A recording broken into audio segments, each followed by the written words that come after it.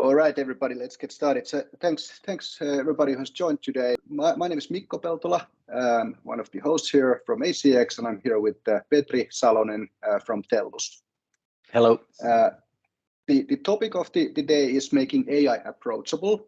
Let me first introduce the companies and then we'll jump into the content. So we are delivering this webinar in partnership between A-CX and TELLUS. We have complementary skill sets. TELLUS focus on the strategy and A-CX on the design and engineering, and we all feel very passionate about the AI. So I will hand over to Petri at this point, and he will go through his introduction. Then I'll introduce A-CX myself, and then we'll move forward. Perfect. Thanks, Mikko. Very happy to be here today, and I think we are all living now in a time when AI is on everybody's lips, and I have been very fortunate to have been working with Microsoft ecosystem for past 17 years, delivering workshops for global ISVs and also startups and different sizes. The way I look at things, and the reason why I'm very excited about the partnership with A-CX is that I've always covered the initial piece, the strategy, the road mapping, the business design, software solution, pricing, packaging part of it, and of course the go-to-market. But I've never been able to provide these services, the real actual implementation services, and that's how these two companies are going to be better together. So that's the background, and today my role is going to be really to challenge Mikko and also show you what Microsoft is working on when it comes to the AI and why we think that it really truly matters for both organizations and also for independent software vendors. Excellent. Thanks, Petri. And then I've been building products all my life. I'm one of the co-founders at A-CX. We are a boutique design and development company helping product people make better products. Our focus is customer experience. We started in North America. We have presence in US and Canada and also in Finland. What do? We focus on the futuristic technologies like extended reality, artificial intelligence. And to deliver a good customer experience, it's good to understand both design and the development, the engineering part. So in terms of skill sets, we cover research and insights, UX design, visual design, and then front-end development, back-end development.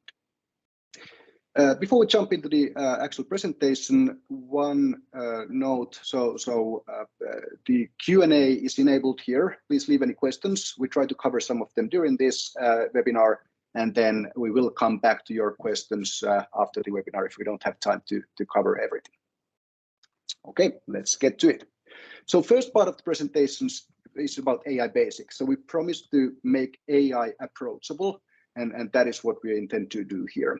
So just in case somebody is not familiar with ChatGPT, which is kind of a starting point of AI today, I'll give a very quick introduction about that. So ChatGPT is the most popular application in the world in the sense that it took only 2 months for ChatGPT to reach 100 million users, and that is the record of across all the applications. The way it works is that you can use your natural language to ask question, pretty much anything, and it will always give an answer, not always correct answer, but mostly. And you can continue in a chat mode. So for here this example, I'm correcting, I want an answer that is maximum 50 words, and the ChatGPT will then modify the answer. Very handy tool for drafting as a co-pilot. You don't need to start from a blank sheet of paper. You have somebody who can give you kind of initial set of answers, whatever it is that you are asking, almost whatever you are asking. So we're not going to spend a lot more time on this. Let's zoom out a bit and look at the AI as a whole. So ChatGPT represents this like very simple and very helpful, very useful, but very simple end of AI.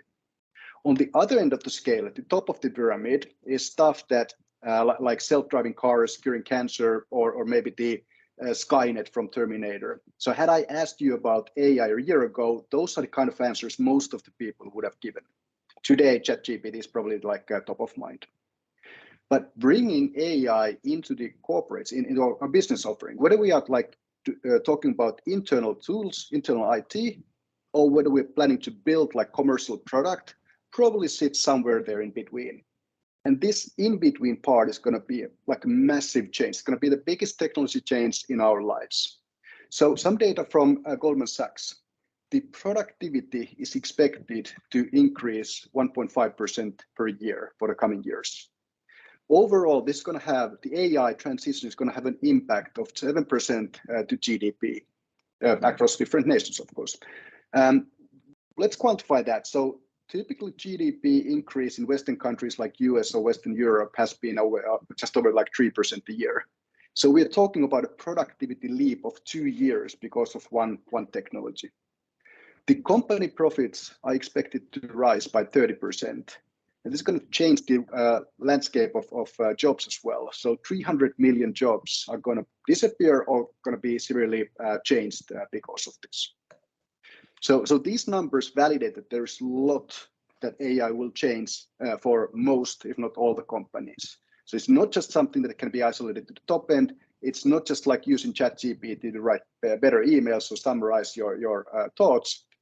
It is something that touches all of us. And now the question is that, do you want to be in a seat to make a difference, or are you going to be watching it and somebody will disrupt your market? Good. So moving on from this line, let's look at some terminologies. So not a lot of theory, but something that maybe helps you in the conversations to understand. So ChatGPT is based on something called large language models. They're called large because to build them, hundreds of billions of words have been fed to the model so that it builds an understanding of the languages. And to quantify that, it would mean like hundreds of English-speaking Wikipedias. The more modern large language models, they have pretty much every word that you can find in the internet. So they are very broad. Don't try to replicate that. That work has already been done for you. They focus on the language, but on a contextual level. So they don't just like learn language by language, but they understand the syntax, the semantics, the context behind it. And for that reason, they can cover any spoken language, but they can also cover programming languages. They can cover music, Wi-Fi signals, genome, whatever that has like a rules-based sequence. And thirdly, they are models. They are based on machine learning. They are deep neural networks, quite complex things to build. Luckily, somebody has done that heavy lifting for us. So maybe that's a bit theoretical. So let's try to approach this from more understandable angle. So you probably remember the game you played when you were young, Hangman. And the rules are simple. You're trying to predict the next letter or the letters in the word. The only clues you have is you know how many letters there are in the word. And when you when you suggest letters, they either get placed in the right correct position, or you know that they don't exist in the word. So very easy way of predicting what the word is. Now, an easy business application of that is text prediction, which you can see in your iPhone, when you do Google searches, when you do like Outlook messages. And that's where the system is predicting the next word based on the previous words. More complex than Hangman, but still quite simplistic model. And then on the other end of the spectrum, we have things like ChatGPT, where you can have natural discussion in different languages and it understands the context. So if you say that my name is Bond, I'm not giving any instructions. It just knows that people normally say my name is Bond, James Bond, and so on. Second kind of word that we're going to open, and I promise this is the last one. We're not going to go into a lot of theory here. What does ChatGPT mean? So chat firstly means that it is a chat UI, the one I showed you on the first slide. Second, the G stands for generative. So this specific branch of AI is generating natural language. There are other branches of AI that are capturing the sentiment of the language or summarizing the key terms. And of course, there is AI for videos and images and so forth. But this is about generative text. It's also pre-trained. It's not just a theoretical model, but like we explored, that hundreds of billions of words have been fed into it through a very complex neural network, so that it understands and it can be used as we saw in the beginning. It's not just a theoretical model, but it's something very practical. And then thirdly, it's based on transformer architecture. which was introduced just half a decade ago. So it's relatively young. If you think like that's when it was invented, and then in a few years it is on everybody's mind. Well, typical kind of development. It has taken tens of years for AI and a lot of research to come to this point, and now there's like explosive growth when people start actually using it. That's the last word opening we're going to make. So you can feel at ease. We're not going to get that theoretical later on in the presentation. So then let's look at ChatGPT. Like, what's it good for? The UI is very intuitive. Everybody can use it. You don't need to read manuals. It also always provides answers. They come fast. They are not always correct, but most of the time they are helpful. And it's fun to use. It's I use it every day. Petri uses it every day for our work. So I'm not trying to suggest that it wouldn't be a good tool for business, but it is a good tool for the specific purpose and for the limitations that we know. If we would try to use ChatGPT as part of a business solution, there are some limitations. Firstly, the outcome from ChatGPT is somewhat unpredictable. We haven't trained the model, so it will give an answer that it wants to give. Sometimes it's right, sometimes it's appropriate, maybe most of the time, but not always. Also, the tonality can change. The answer can be bullets, it can be long form text. You don't know what comes out. It is not meant to be part of the solution that you integrate to your business solution. It is a free demonstration that OpenAI gives so that we can get used to what LLMs can do. It's also not trained with your data. It is a generalist, but it doesn't know specifics. The training data used for it is a couple of years old, so it doesn't have the latest like data. It's not meant to be a search engine, and it doesn't know the specifics of your company or your product. These models can be trained forward, but it is not ready to go. It's not IT grade. Sometimes there's an outage. I tried it last morning and it wasn't available. You don't know necessarily about the availability. It could change tomorrow and it might not be available. It might be like decommissioned. There are also like privacy, compliance, security concerns specific to ChatGPT because it's not designed to be like a commercial service. But there are other branches of AI that can be used for that. So if we now want to move from ChatGPT onwards, build either internal IT tools, or we want to build a commercial product that we sell or license, what should we do? Where do we focus? What are the problems that have been solved? And what are the problems that we should be focusing on so that we can stand out and make something unique, something that everybody wants? So there are a few things that have been solved over the time. Firstly, the infrastructure, the computing, the CPUs, later GPUs, and then TPUs, different computers have evolved. So what we can do with AI today wouldn't have been possible 5 years ago, 10 years ago, 20 years ago, or you would have required like a massively expensive computers. Second part, of course, the cloud computing. So Azure from Microsoft, AWS, Google, they all have like cloud computing, which is available on the instant. You don't need to predict your demand. You just commission capacity when you need. So that problem has been solved. Another big problem is this algorithms. So we talked about the transformer architecture being just a few years old. And then, of course, the large language models, the GPTs that have been built on top of that. It would take over 350 years to train ChatGPT on your own computer if you knew what you were doing with one CPU. So there are massive projects that have luckily already been done, and we can benefit of those. We don't need to focus on them ourselves. Data is a little bit more complex. So because of the internet, everything being online, the pre-training of these models had brought ChatGPT where it is today, for example. And those data processing tools are available pre-packaged from Azure or other cloud platforms.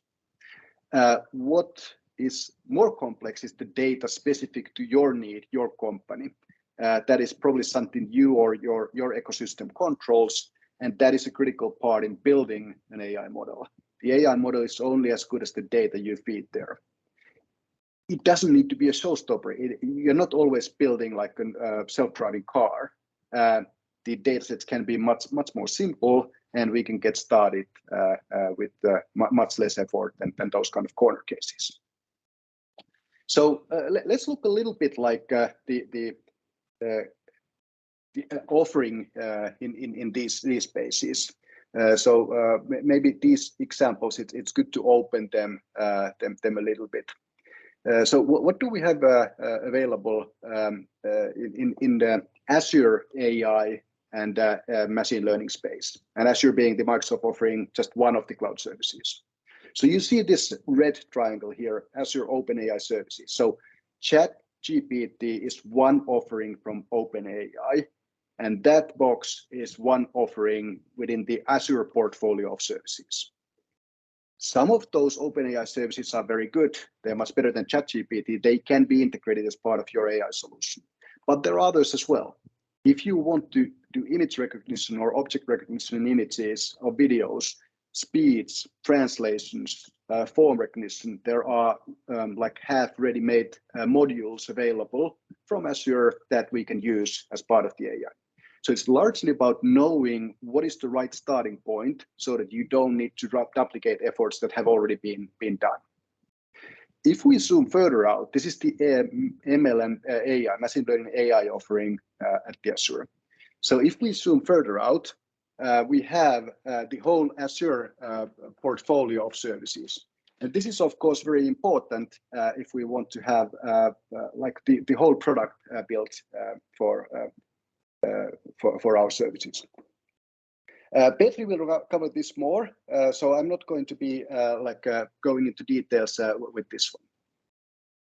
So what should you focus on then? Customer experience and productization are something where you can stand out, where you can make a difference. So let's look at these. There's this like famous quote from Steve Jobs that you should always start from the customer experience and work your way into the technology. I'm happy to see that Kevin Scott, Microsoft CTO, also brought up this topic. So in the Build conference just recently, he highlighted that the model, the AI model, is not your product. You must build a great product. And that's a great segue. Like, what does it mean to build a great product? Here are some of the things that have come up from our customers when we discuss with them. So it's not a comprehensive list, but things to consider. So how does this fit the roadmap? What is the business model? Do you think about performance, like this solution is to perform when the capacity increases, what is the latency need, and so on. A small part of the work is about building the product, and then there is the quality assurance. How does it work how does the solution work in the corner cases? Error handling, change management. When you have new data, how does it change? When we have better AI models, how do we change the product? What's the go-to-market strategy? How do you monitor this product? How do you maintain it? One very big thing here is the ethics and bias. So whoever builds this model needs to think about, like, is it ethical? How do we avoid bias there? What is the cost of building a product? If we take it to the market, what is the pricing? How do we package it? How do we position the product, either internally against the other offering that we have in our IT stack or in our commercial offering, or against the competition? What's the lifecycle management? Does this product replace something? Does it exist alongside other products? What product replaces this in the end? And how do you cover the end of life? So very basic product making principles like come to play. And this is how you differentiate your AI offering. It is not the upper part of the stack, the infrastructure, the algorithms, and the data tools necessarily. So if there's one takeaway from my segment, you need to start from the customer experience. You don't want to build an AI product. You want to build a product or solution that uses AI, leverages AI. So when you make a product that is desirable, feasible, and viable, then you are differentiating, then you are on a winning track. Good. So that was my segment. We covered the basics of the AI and some principles of product making. This is a short webinar. We're going to have other webinars where we drill deeper into this. So I hope that you will join and watch those.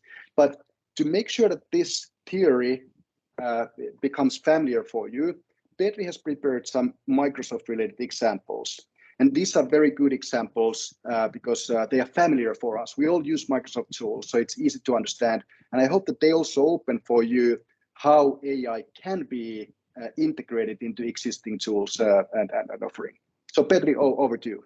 Yeah, thanks, Mikko. And one of the key things I believe is important to also understand that because AI is so broad, there's so many different concepts. So even we together, Mikko and the team, have been pondering what are the kind of the logical approaches that organizations, both end-user organizations and independent software vendors, should take. And I was super stoked when I have been listening to the Microsoft Build conference, which took place, I believe it was April or May. And they really revealed how organizations can utilize the large language models in a way that is both safe and easy for developers to consume. And that's kind of what I want to be going through today, showing some examples how they position it. So first of all, going back to the same slide that Mikko showed, I think it's important. I've been working with Microsoft almost 20 years. So the way they view things is through platforms. And when they go through the platforms, like in this case, you have the underlying Azure platform, you have the models, pre-trained models that you get out of Microsoft and you can consume them. You have the different scenario-based services, part of the AI platform. And what makes really different in Microsoft is the fact that they have both end-user applications, whether it's Dynamics 365, and then these low-code, no-code applications like Power BI, Power Apps, Power Automate, Power Virtual Agents. So whatever you do in your organization, whether you are building Office 365 solutions or if you are renewing your existing solutions from, for example, if you're still on-premise environment, they have the tools for you to be able to apply. And I have to say, I joined the IT market when we had client-server technology, and I think this is a huge jump, huge opportunity for each one of us to learn what it really means for you and your organization that we are working with. So my objective here is to talk through what is called Microsoft 365 Copilot. Any one of you that have Office 365 today, whether it's using Word, Teams, PowerPoint, Excel, email, Microsoft has embedded the large language model as part of your user experience through the Copilot. And this is an example. Mikko said in his speech that the OpenAI large language model will provide you with good results, but sometimes it can provide you with results that you don't really want to expose. So what Microsoft has done is to include internal data through technology called Microsoft Graph. So you as a user, or all of your emails, files, meetings, chats, calendar information, contacts, that information will be part of the securing that the prompt that you are putting to the large language model is always going to go through the appropriate security. And that's what they call for grounding.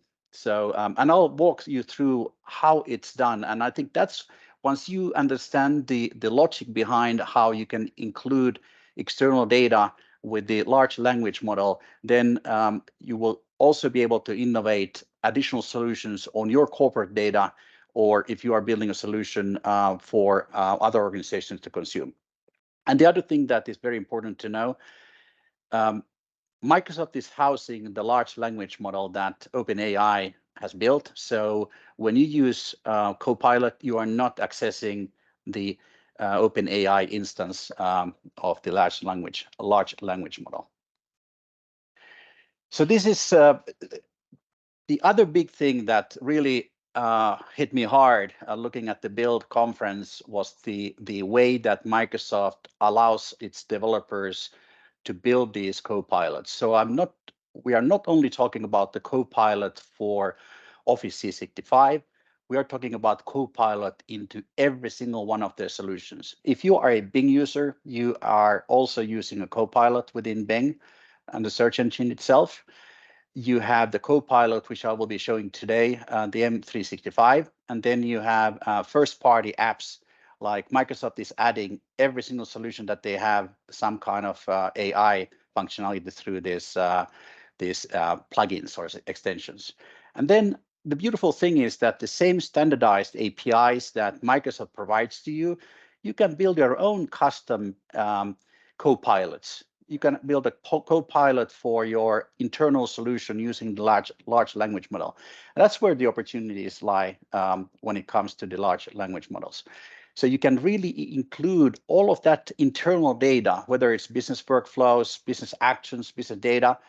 And on top of that, all the thousands of connections that Microsoft has built into its platforms, into Azure, Power Platform, Dynamics 365. So the entire stack is in your use when you include the large language model technology into your solutions. So it's really kind of mind-blowing what they have done. And this is something you wouldn't be getting from OpenAI directly. So a very important thing,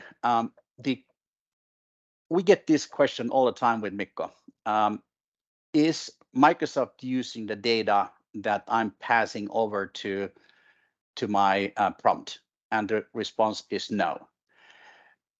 What they do is to ground the data, the business data, in your own tenant. So every single customer, the data resides in the customer tenant. Microsoft has nothing to do with that data. They will not use that data to train any models. They will apply all the security, compliance, and privacy rules that exist in Office 365 in this case.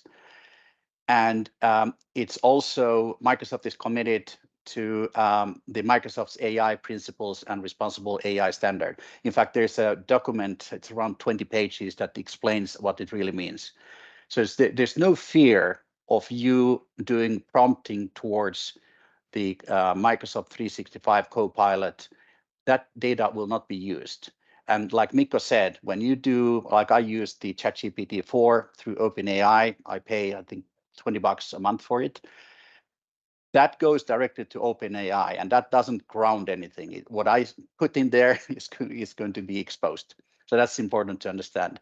And I think that's where it's important to understand that the tools that you use for building these solutions, it has to be built on security, compliance, and privacy, and making sure that your internal corporate data doesn't get mixed with any others that shouldn't be seeing it.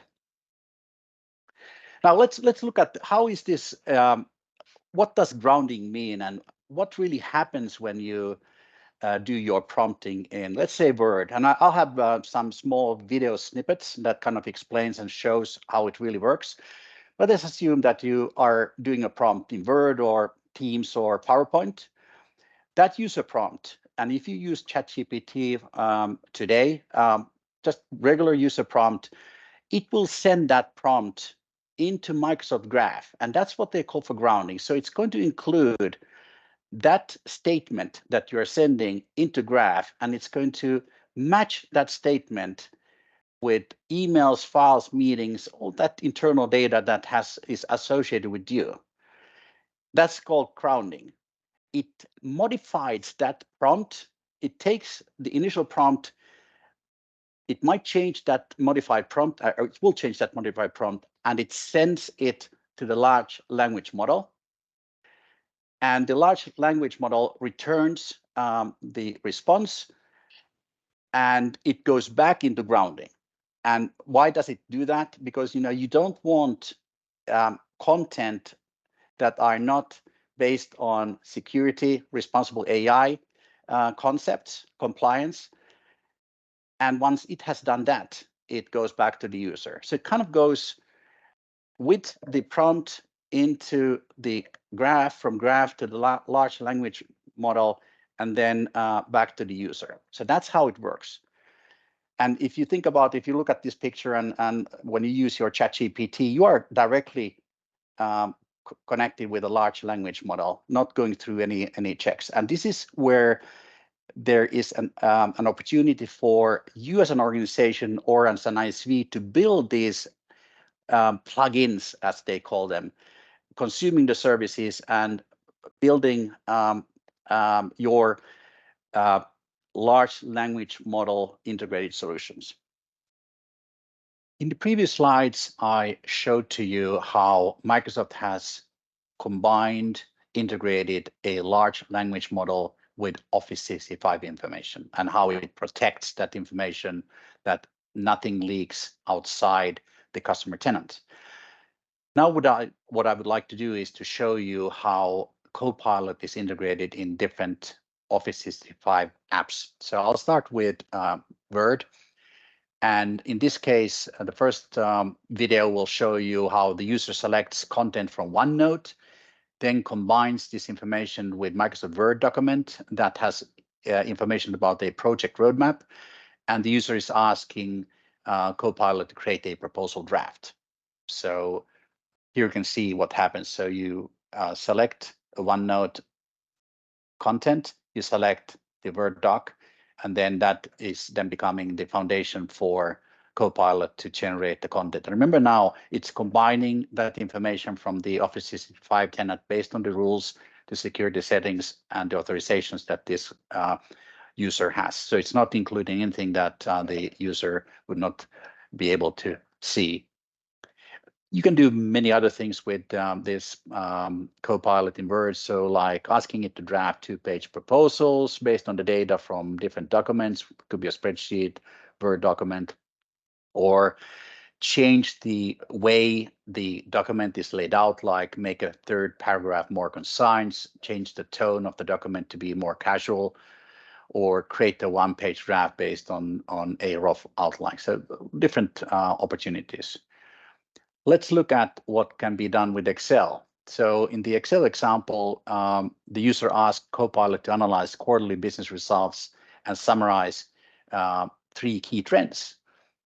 And in this case, the user interacts with the Copilot, makes this natural language question, the prompt, and it brings the main trends.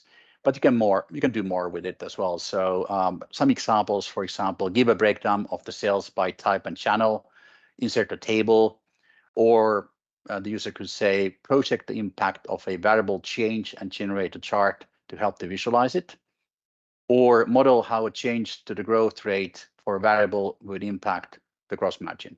Lots of different examples. So if you think about it, how far Excel has come now with AI included in the mix. How about PowerPoint? I love this because, you know, how many times would you like Power to be more automated? So in this case, the user is selecting a proposal and asking PowerPoint to create the presentation based on the content in the proposal. So here you go. Interacting with Copilot again, selecting the actual document with the prompt, and then it automatically creates that PowerPoint presentation. And as with the other Copilots, you can do more. You know, for example, give a prompt like create a 5-slide presentation based on Word document and include relevant stock photos. Or you could say consolidate this presentation into 3-slide summary. Summarization is, by the way, something that I use all the time in ChatGPT. Or you could say reformat these 3 bullets into 3 columns, each with a picture. Lots of opportunity.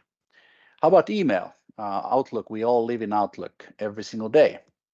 So in this case, the user engages Copilot to send an email by a last-minute request for somebody to be a presenter in a supply chain event. So instead of having to go to ChatGPT directly, you can engage immediately, ask Copilot to create that content. And I use this today, not through the Copilot because I don't have access to it. It's now been tested by 600 organizations. But I go to ChatGPT itself, OpenAI UI. I have my draft and I'll let it check it out. Because I'm a non-native speaker, so I want to make sure that the language itself in my mailing is good for the purpose. So in this case, it's doing that inside embedded within Outlook itself. And you could do other things as well. So besides the summarization of emails, or you might even say, summarize all the missed emails that I have missed last week, or draft a response thanking them and asking for more details about the second and third points. So really specifically giving instructions to ChatGPT, or invite everyone to a lunch and learn about the new product launches next Thursday at noon. So lots of opportunity. And then a final example, Teams, which is also something where most of us live every day. And this is going to be so cool. So in this slide, you can see that the user is asking Copilot whether anything has happened with the customer Fabricam yesterday. So what Copilot does, it provides all the relevant information with a summary and associated documents for the requester. Think about it. You were away somewhere and you get, and then you want to know what happened. So what you can do is to go and ask those questions and you will get that summary.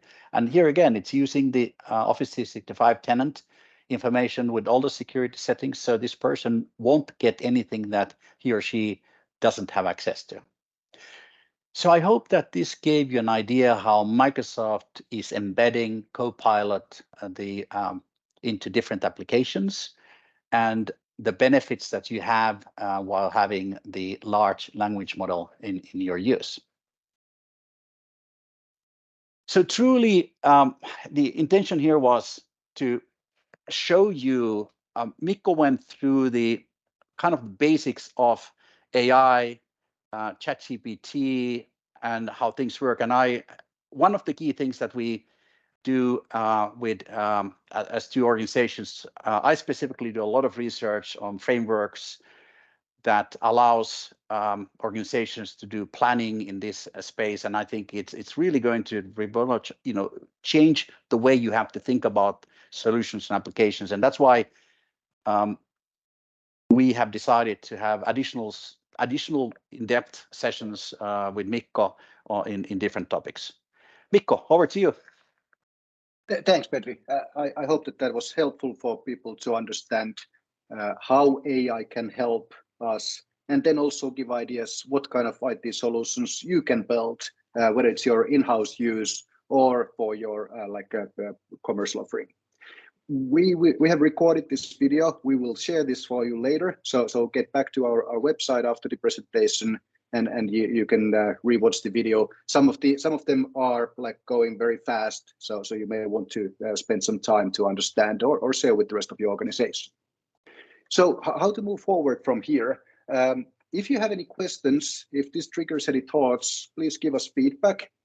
Please reach out to us. And like we said in the beginning of the presentation, A-CX and TELLUS, we have complementary skills. We can help you with the strategy part, the design part, and development part to either plan your strategy process, plan your budgeting process, give you understanding as individuals to your teams so that you are better positioned to be part of the disruption in the market rather than observer who will be disrupted later. We mentioned that this is a series of webinars. The next one will happen on Monday, July 31st, same time. And that's where we're going to be looking at the different ways of customizing AI. So in this webinar, we talked largely what AI can do, ChatGPT being like the core basic example. If you have interest to build something for your team or for your organization, then things like grounding, what Petri showed, become very important. There are many different ways of doing this customization. Some of them are very easy, like engineering the prompt. Some of them are on the opposite end, they are retraining the whole model. A massive undertaking, but it might be necessary in some of the use cases. And what we have found out is that all this information exists in the web, but it's often very technical and it takes a lot of time to go through those. So again, we try to make AI approachable. So we have put together a presentation, another 45 minutes of different ways you can customize AI for your needs. And this is not just technical, this is really for decision makers, product people, whoever wants to understand how to do this. So you can have better conversations within your organization so that people are more on the same starting page to understand, and then you can make right choices on your AI journey. Good.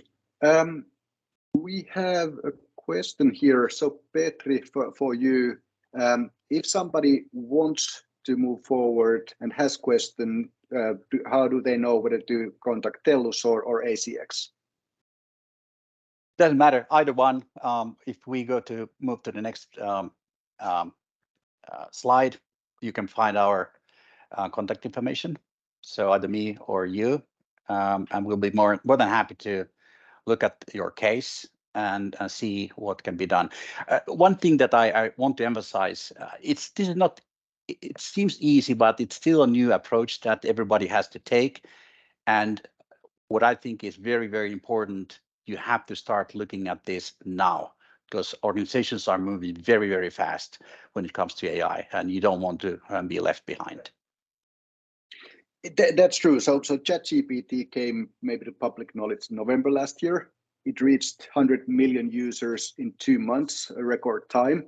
And it's quite astonishing how fast commercial offering has been built on top of this. Microsoft being a good example here. So this thing keeps marching on quite fast.